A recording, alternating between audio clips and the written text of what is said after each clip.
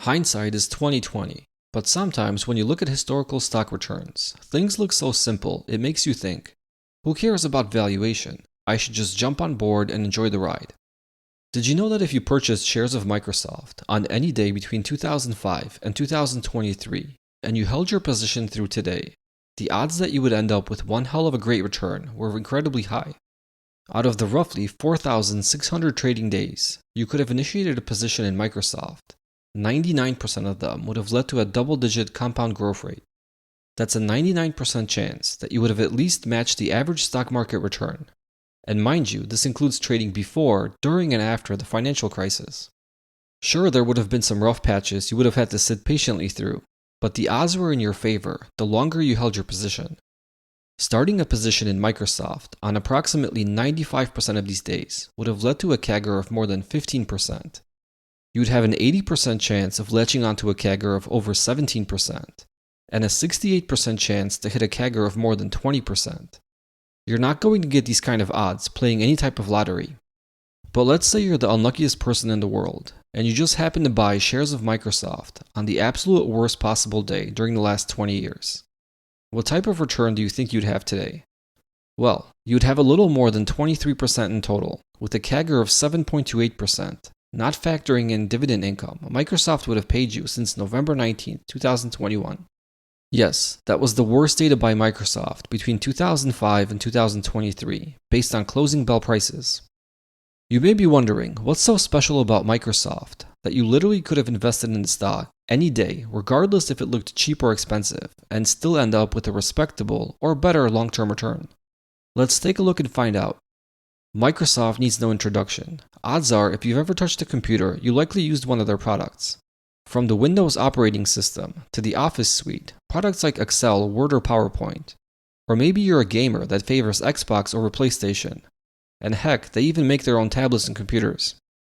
Microsoft is a technology giant that has perfected bringing and keeping users into their ecosystem.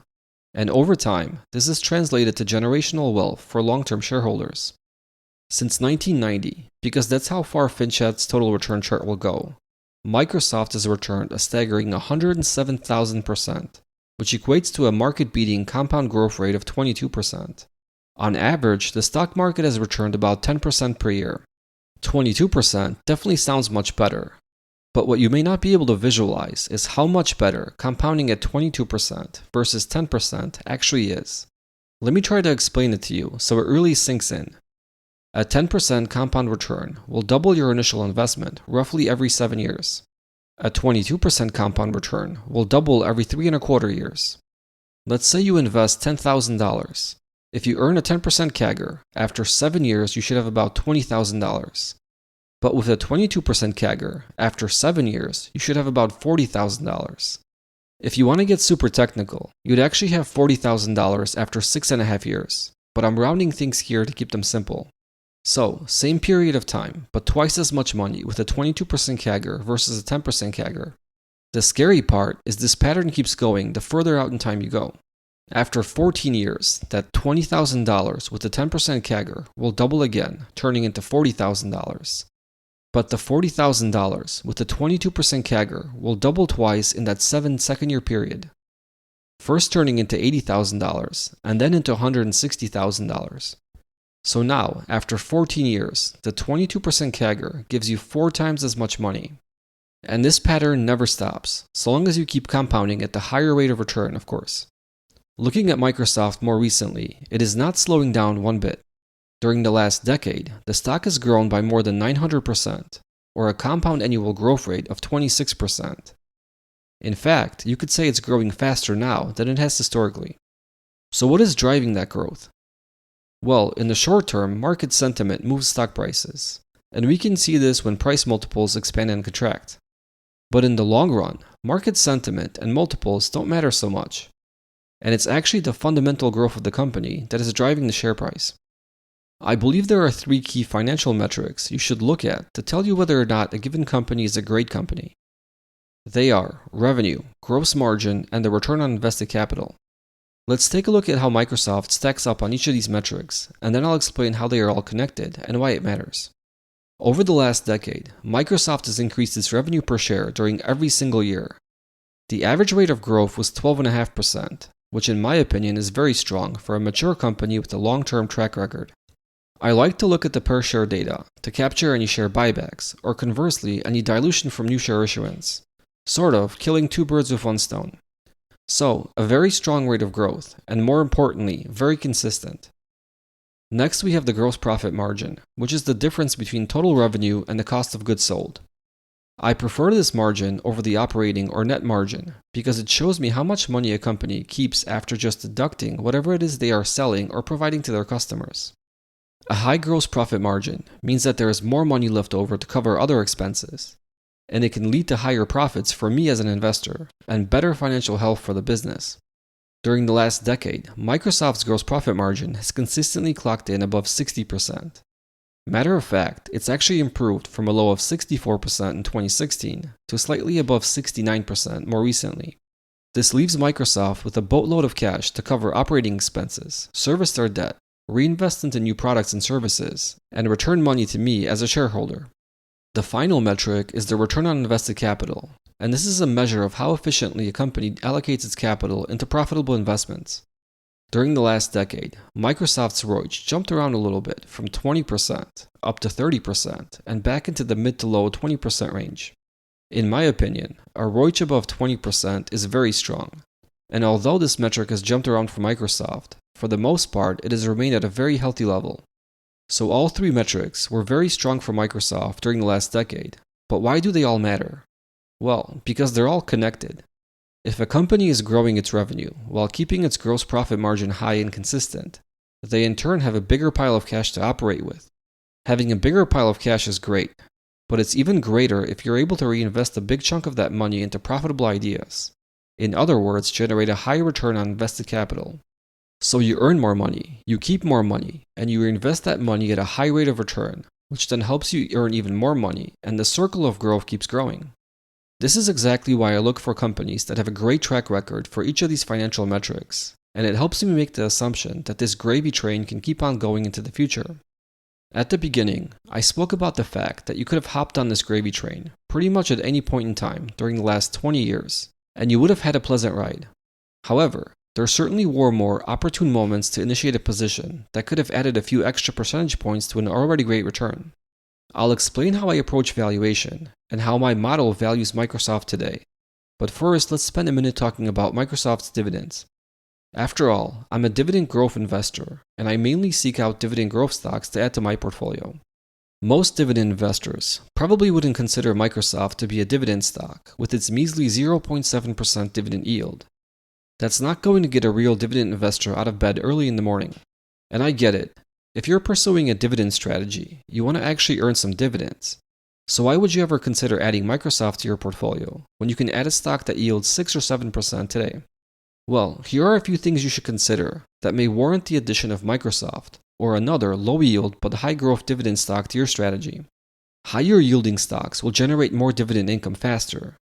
But with any investing strategy, you should consider your long-term objectives just as much as you focus on the here and now.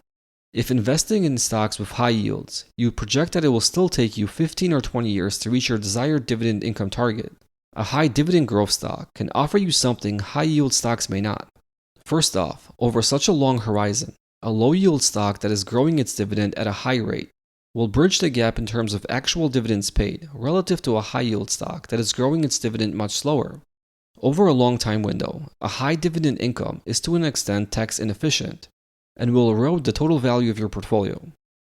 Another option that high growth dividend stocks present over a 15 to 20 year investing journey is that they will likely leave you with a higher portfolio value. At a future date, this capital can be repurposed into alternative high yield stocks, in turn giving you an even higher dividend income versus investing in high yield stocks from the onset. Sure, there are tax consequences from selling your positions, but if you have a long-term basis in your position, the tax amount that you will have to pay won't be that much, and it's highly likely that a fast-growing stock will still leave you with a higher portfolio value, even if you account for capital gains taxes.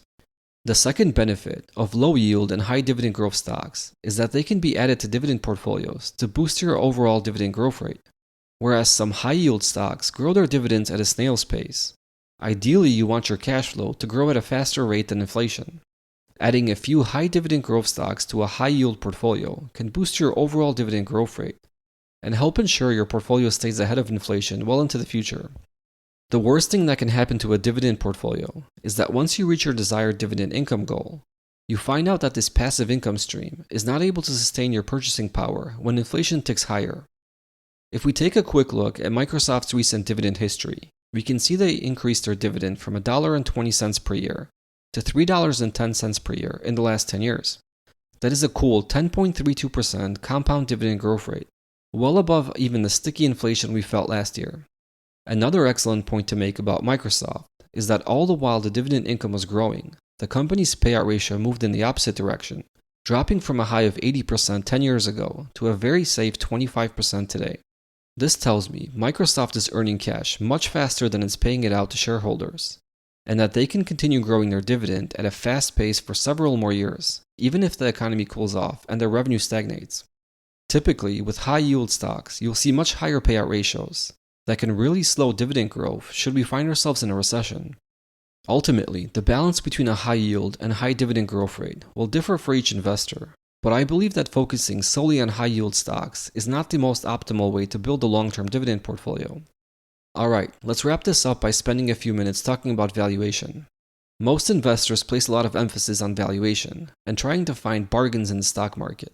After all, if you can buy a stock at a steep discount, you stand to earn a market-beating return. In my opinion, valuations do matter, but not as much as most people believe they do. What I think is more important is finding the right company to invest in, rather than buying it at the right time. As you heard earlier, investing in Microsoft on any day between 2005 and 2023 would have led to a decent double-digit compound return. Sure, there were better days to initiate a position that would have led to above-average performance, but the same can't be said for many other companies, even if they look cheaper than Microsoft at the time. The way I like to value a company is based on its free cash flow, because this is the stream of money that has the potential to end up in my pocket, be it through a dividend distribution or by increasing the value of the overall business. I built my custom valuation tool that analyzes historical free cash flow per share and determines a fair multiple a stock should be trading for. From this, I extrapolate specific valuation ranges to tell me how attractive a given stock looks today. These valuation ranges also factor in a forward expected rate of return. If that return is high, the valuation ranges widen, and if that return is low, the valuation ranges tighten. Conceptually, this all makes perfect sense, but because the stock market is driven by investor sentiment, these valuation ranges don't always pan out as expected, especially in the short term. However, in the long term, they have proven to work quite well. Here you can see my custom valuation chart for Microsoft from a few days ago, and we can see the stock is currently priced in the overvalued zone, sitting about halfway between a reasonable premium zone, the blue shading, and the red trim line. If we look at the full 7-year valuation history, you can see that Microsoft only trended down to a strong buy zone at one point in time, late 2022. We can go back and look at the price data to verify if in fact investing in Microsoft in late 2022 and early 2023 was more favorable relative to other time periods. And the data supports this conclusion. In fact, the best day to invest in Microsoft was January 5, 2023.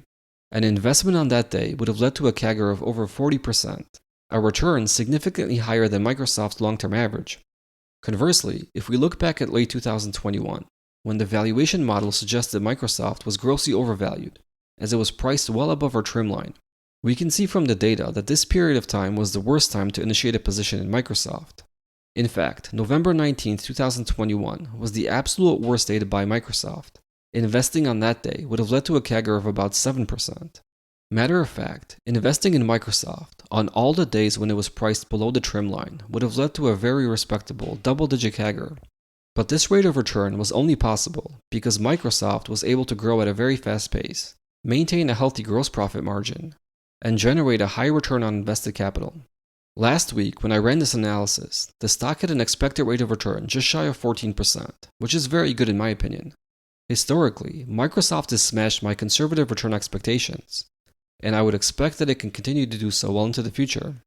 But to wrap all of this up, the main takeaway for you is that the first and biggest hurdle in selecting a stock is to find a high-quality company, one that is growing its revenue at a good pace, one that has a high and consistent gross profit margin, and a high return on invested capital.